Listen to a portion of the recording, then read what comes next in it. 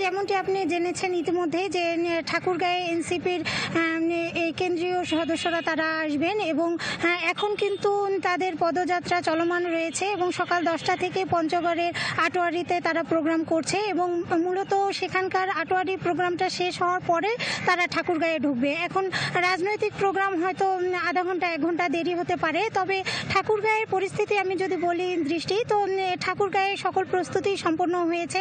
আমরা দেখেছি রাস্তার মোড়ে মোড়ে ছোট ছোট মিছিল করে ছাত্র জনতাকে ঠাকুরগাঁও পুরাতন বাস স্ট্যান্ড এলাকায় একত্রিত হতে এবং সেখানে নতুন সংবিধান সংস্কার এবং বিচারের দাবিতে তারা কিন্তু ছোট করে একটা মানববন্ধনও করেছে।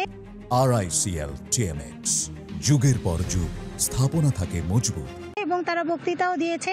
মূলত তাদের যেই সমাবেশটা হবে সেটা কিন্তু আমি এখন যেখানে দাঁড়িয়ে আছি ঠাকুরগাঁও আর্ট গ্যালারি অপরাজয় 71 এই স্থানটিতেই মূলত তাদের এই সমাবেশটা অনুষ্ঠিত হবে।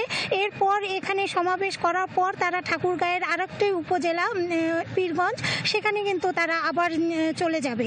তো বর্তমানে ঠাকুরগাঁয়ের পরিস্থিতি আমি যেটা দেখছি যে ছোট ছোট করে ছাত্র জনতা একত্রিত হতে শুরু করেছে। এখনও তারা সমাবেশ স্থলে আসেনি, তবে ঠাকুরগাঁওয়ের পুরাতন বাস স্ট্যান্ড এলাকায় তারা আসছে, কেউ চৌরাস্তায় আসছে, কেউ হয়তো আর্ট গ্যালারিতে আসছে। এইভাবে আস্তে আস্তে তারা কিন্তু একত্রিত হচ্ছে। দৃষ্টি। জি ফাতেমা, ধন্যবাদ আপনাকে আমাদের সাথে যুক্ত হওয়ার জন্য।